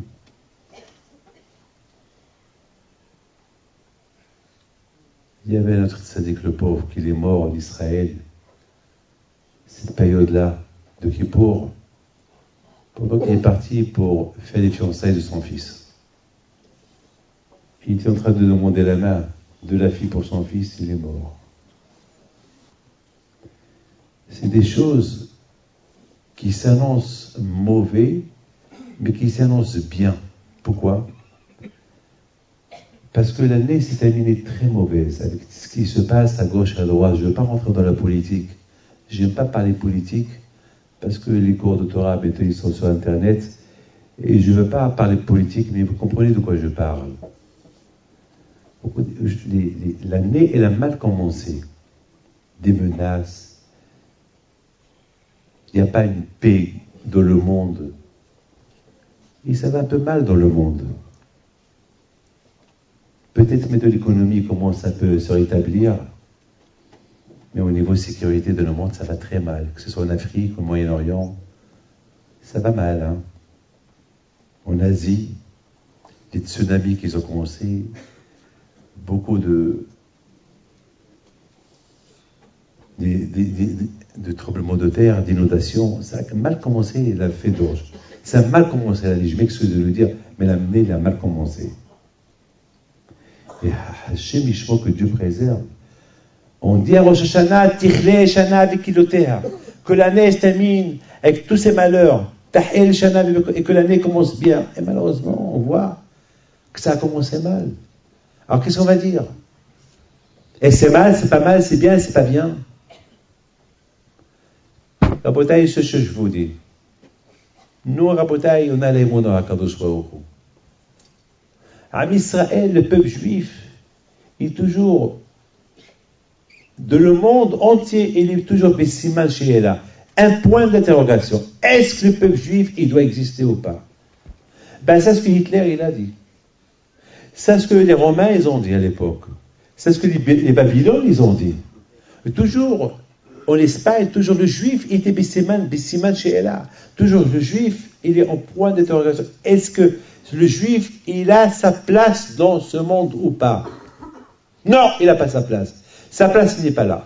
Alors où est sa place? Ben, sa place, qui n'a qu'à chercher une place. Ok. On va aller chercher une place. Où on va chercher une place? Là, on ne va pas nous accepter. Ouais, le juif capitaliste, ouais, le juif. Oui, le juif, c'est des voleurs. Oui, les juifs, c'est ceci, cela. D'accord. Ils sont partout, ils ont pris les meilleurs postes, oui. Ils sont là. Les affaires, c'est eux qui ont pris les affaires. Alors, si nous, on ne prend pas ces affaires, qui va les prendre? Alors, quelque part, on fait du bien à tout le monde.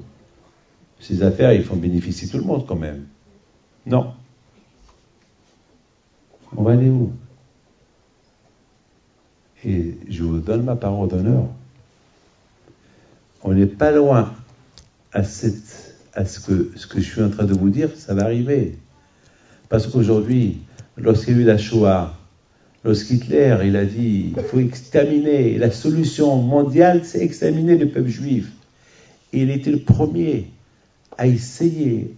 Vous savez, hier, j'ai vu au Brésil, écoutez bien ce que je vais vous dire.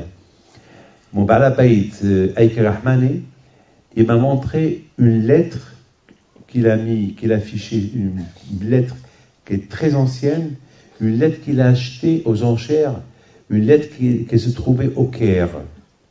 Et dans cette lettre-là, une lettre que quelqu'un a envoyée à la communauté juive du Caire pour qu'il prie pour les Juifs de l'Allemagne. Ça veut dire, tout le monde savait ce qui se passait en Allemagne. Ne me dites pas que personne ne le savait. Tout le monde savait que les Juifs, ils étaient persécutés.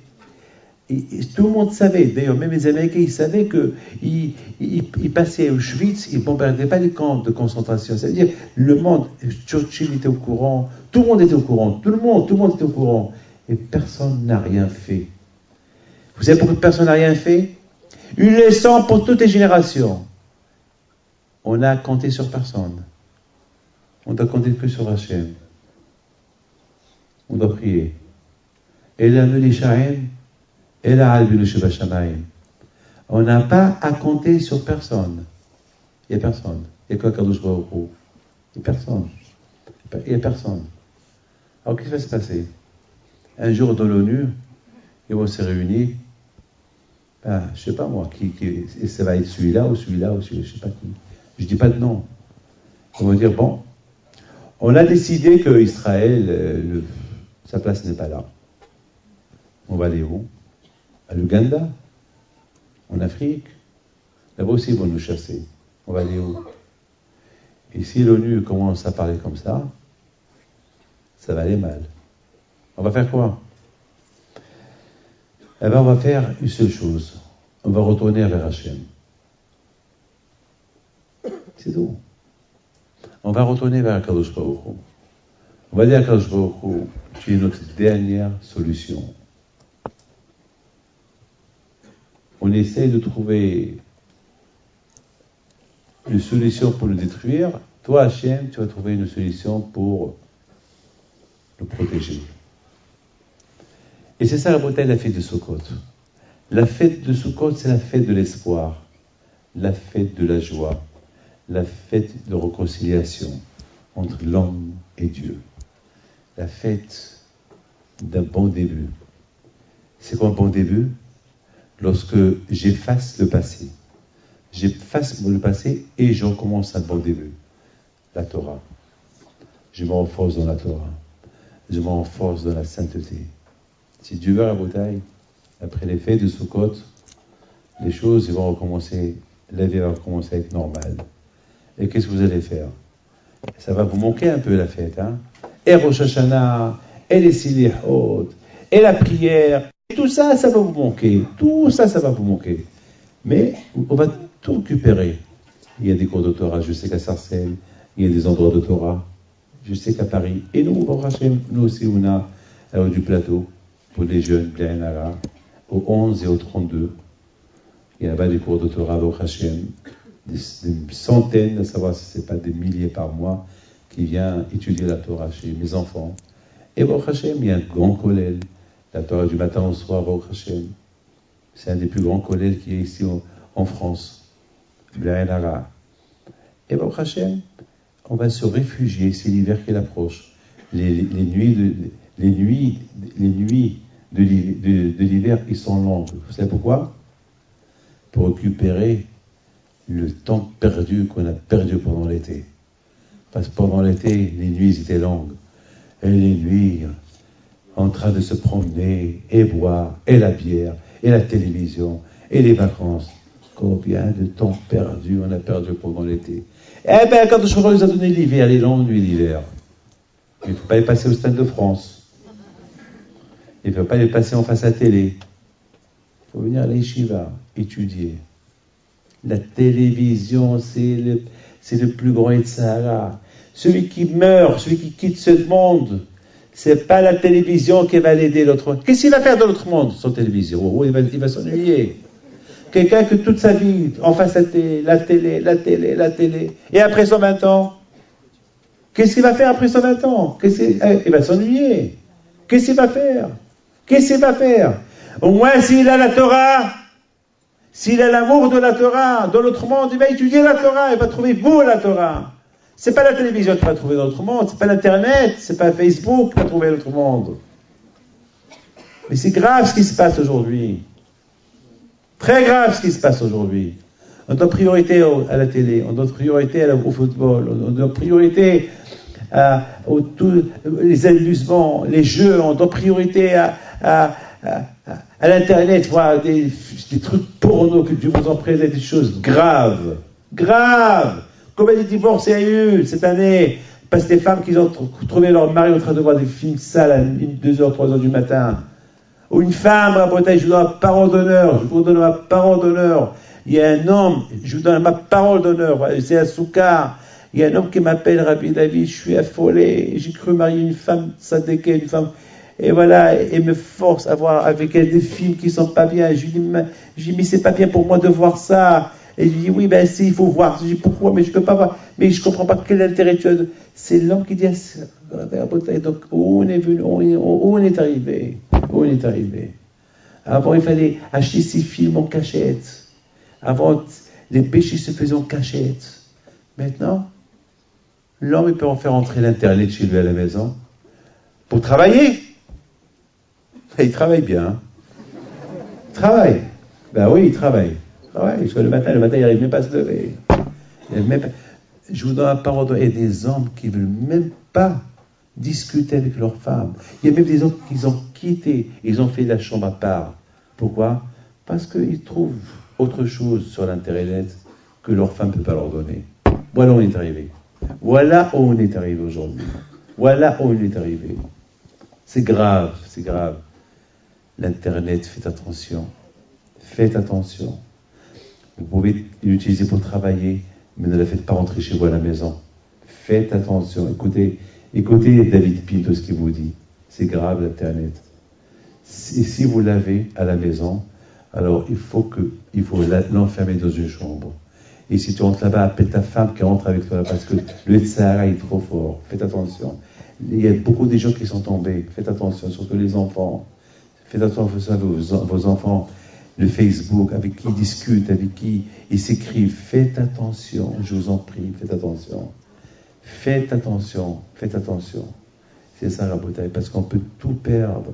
On peut perdre la famille, on peut perdre nos enfants, on peut perdre notre vie spirituelle.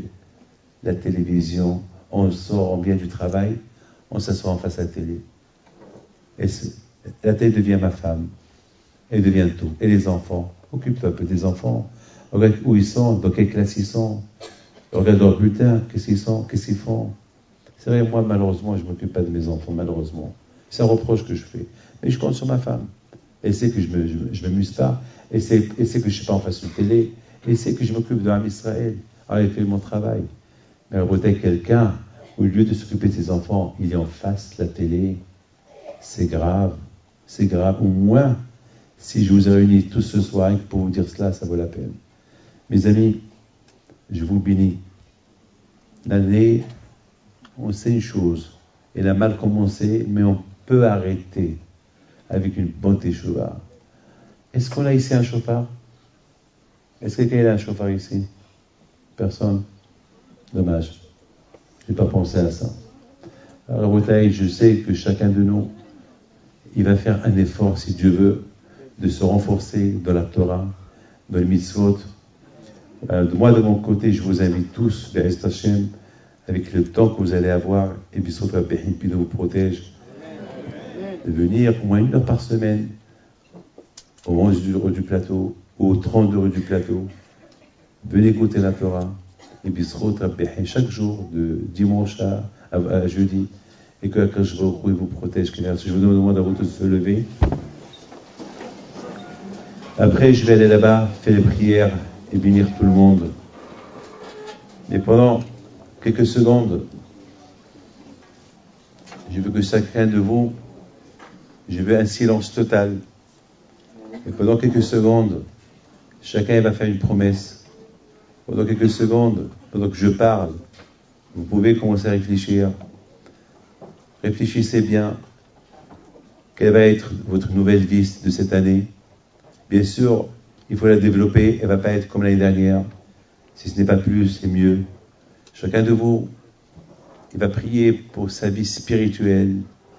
Bien sûr, la vie matérielle est importante, mais la vie spirituelle est encore plus importante. Que chacun de vous, il se remet en question. Que chacun de vous va voir ce que le bon Dieu a fait pour lui et que ce que nous, on a fait pour lui. Que chacun de vous, il pense à améliorer sa vie spirituelle. Que chacun de vous, il fait attention à l'Internet, qui peut être très dangereuse pour les enfants et pour les enfants et pour les adultes. Que chacun de vous, il voit un peu ce qui se passe à la maison, chez lui à la maison, qu'il répare ce qu'il a réparé. Que chacun de vous, il voit un peu les mezuzot, c'est son cachère, les tchilines, les prières du matin, après-midi et soir. Que chacun de vous, il vérifie un peu ces Shabbatot, comment ils sont faits. Est-ce que le Shabbat, c'est le jour que l'homme, il est associé avec Dieu? Que chacun de vous, il voit par rapport à sa femme, est-ce qu'il la respecte assez? Ou la femme, par rapport à son mari, est-ce qu'elle le respecte assez? Que les enfants ils réfléchissent un peu comment ils se comportent avec leurs parents. Et que le parent aussi s'occupe un peu, il vérifie un peu comment eux ils s'occupent de leurs enfants. Que chacun de nous, il voit un peu plus avec quoi on va venir chez Akadosh Baruch Hu. Et qu'est-ce qu'on va dire à Akadosh Baruch Hu le jour qu'on va être devant lui. Et alors Akadosh Baruch Hu va nous dire, mais tout cela tu savais, et pourquoi tu n'as rien fait? Qu'est-ce qu'on va dire à Akadosh Baruch Hu? Quelle honte, quelle honte, quelle honte. Que chacun de nous, il prie pour que Mashiach, ça suffit, qu'il se déclare, qu'il vient. Que chacun de nous, il ne faut pas se contenter uniquement par dire Amen, mais par des actions, faisant quelque chose. Parce que le seul moyen pour le ramener, c'est il faut que nous se ramène vers lui. Parce que pour l'amener vers nous, c'est une chose, mais pour aller vers lui, c'est une chose. L'amener vers nous, ce que nous, on va vers lui, on n'a rien fait. Que chacun de nous, il pense un peu à sa vie de Torah. Qu'est-ce qu'il va donner? Qu'est-ce qu'il a donné? Et qu'est-ce qu'il aurait pu donner? Parce que dans notre monde, c'est le monde du Sral. Sral, c'est la récompense, et c'est le monde de la paye. C'est le monde de la punition. Alors chacun de nous, il va penser à tout ça. Et tout ça, c'est l'heure de la vérité. De la vérité, c'est l'heure du bilan. Un bilan, est-ce que j'ai bien fait depuis Rosh Hashanah jusqu'à maintenant les choses, ou j'ai rien fait, j'ai échoué. C'était un échec total, j'ai perdu mon temps et j'ai rien fait. Alors si tu n'as rien fait, il te reste encore quelques heures pour mieux faire, pour bien faire. Shema Israël Adonai Eloheinu Adonai Echad.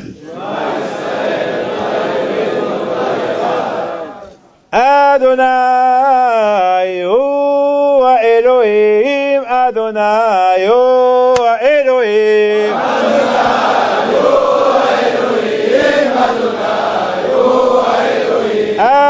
Adonai hu Elohim, Adonai hu Elohim.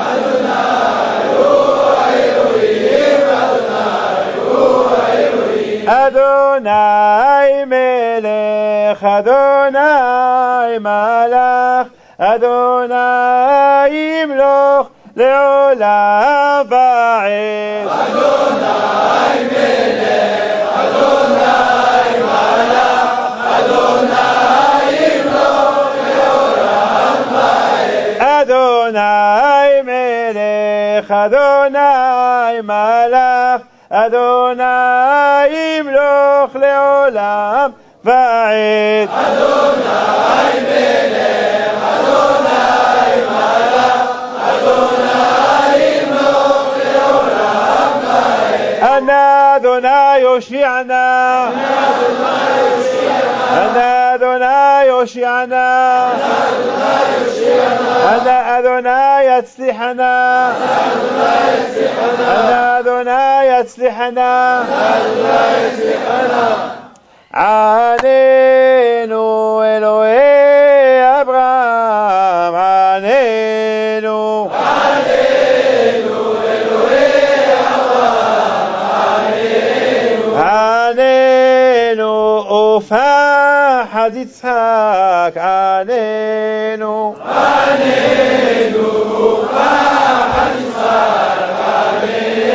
עלינו אביר יעקב, עלינו,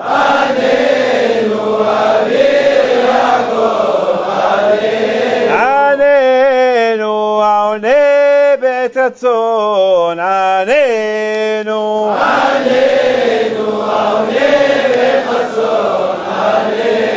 עלינו מגן דוד, עלינו,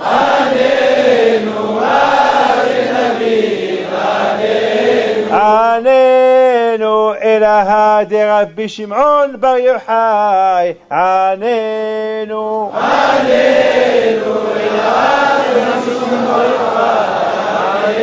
עלינו אלוה דרבי מאיר בעל הנס, עלינו,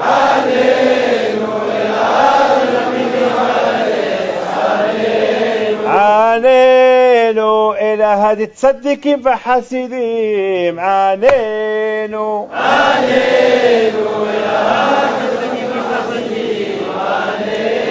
עלינו משגב האימהות, עלינו,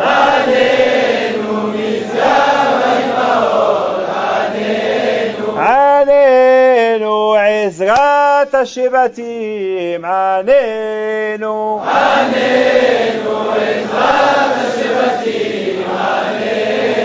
עלינו אלוהי המרכבה, עלינו,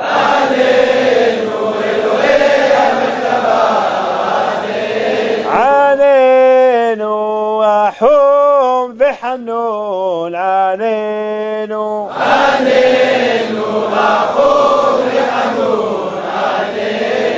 אל מלך יושב על כיסא רחמים ומתנהל בחסידות וחיל עוונות עמו מעביר ראשון מעביר חיל החטאים וסלחה לפושעים וסבירות ובשר ורובה וקראת להם גומל זכור להם רישוס כמו שאתה להם קדם וכי כתוב בתורתה וירד אדוני בענן ויתצא משה ויכה בשם אדוני ושם נאמר ויעבור אדוני על פניו ויקרא